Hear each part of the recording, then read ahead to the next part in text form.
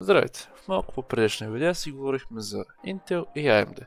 Също така помадахме темите за Hard Disk, SSD и NVMe и дълно. Ако случайно не сте ги видели, ви препоръчвам да отидете и да ги изгледате. Днес ще си говорим за какво е процесор. В един процесор имаме ядра, също така в един процесор може да намерим контролер за паметта и също един видеокарта. Повечето процесори са без видеокарта. Ядрата в един процесор може да бъдат между 4, 6, 8 или 12. Какво са ядрата и какво правят? Примерно ще хванем разликата между едноядрен и двуядрен процесор. Играта е игра, в която вашия герой трябва да бяга, да скача и да стреля едновременно. Това ще е много по-трудно за едноядрения процесор и ще се извърши доста по-бавно, докато двуядреният процесор ще раздели самата задача между двете ядра. В първото ядро ще прехвърля задачата на бягане, във второто ядро ще прехвърля задачата на скача. Двете общо ще направят задачата много по-бързо. И това е разликата между едноядрен и двуядрен процесор. И всичко по-нагоре като ядра е доста по-добро от предходното. Но дали това ще ви каже разлика в FPS? В някои игри да,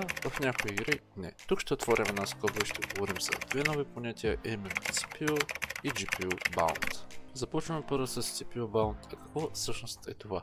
Това са игри, в които се използва много повече процесора. Това не означава, че вашата видеокарта не се използва, но тя се използва много по-малко, колкото самия процесор. Това са игри като Minecraft, City Skylines, Terraria и The Binding of Isaac. Преминаваме и към GPU Bound. Именно това са игри, които се използват много повече от видеокарта. Процесора също играе роля, но повече натоварва самата видеокарта. Това са игри като Red Dead Redemption и като Cyberpunk. Разликата между ядра и нишки. За да обясним разликата между ядра и нишки, първо трябва да видим какво са логически и физически ядра. Това е разликата между физически и логически ядра. Ще хванем за пример един процесор, който има 6 ядра и 12 нишки. Именно в случая нишките са нашите логически ядра. Това ще рече, че имаме 6 физически и 6 логически ядра, което означава, че на всяко ядро се падат по 2 нишки. What? Bro, what are you talking about, man? Също така има процесори в миналото, които имат еднакъв брой ядра и еднакъв брой нишки. Именно на всяко едно ядро има по една нишка. 8 ядра, 8 нишки. Как работят самите нишки? Както казахме, едно ядро разполага с две нишки, но самото ядро може да работи с само една от тях. Примерно, докато ядрото работи с дадена нишка, има вирус или някакъв бъг, ядрото се прехвърля на другата нишка, докато не се отстрани самия вирус или бъг на миналата, и когато това стане, то отново се прехвърля на нея и продължава работата си. Така, преминаваме към разликата между градена и външна видеокарта. Всъщност, когато се вземете един процесор, който няма градена видеокарта, трябва да се вземете отделно такава. Но за хората, които искат да спестят няколко лев, ако си вземете примерно Ryzen 5 5600G, в случая този процесор е с градена видеокарта. И какво може да играете на него? Примерно, може да играете Roblox или нещо от сорта на Minecraft. Някакви по-леки игри, които са като Terraria, The Binding of Isaac, но сте решили, че искате да се апгрейднете и може да искате да си вземете примерно 6600, което е доста добро комбо. В случая, когато вземете картата и сложите на вашето дъно, градената видеокарта на процесора се изключва и преминавате към картата, която сте си купили. Но вече ще може да играете игри като Overwatch, Valorant. Не, че с градената видеокарта няма да може да играете, но ще върват на доста по-нисък FPS, докато с 6600 може да стигнете доста по-висок FPS. Кеша при процесорите всъщност е доста простичко нещо. Имаме 3 нива на кеш. L1, L2 и L3 кеш. L1 кешът е вътре в самите ядра на процесора и е най-малък и най-бърз от всички. След това минаваме към L2 кешът, който е малко по-голям от него и доста по-бавен.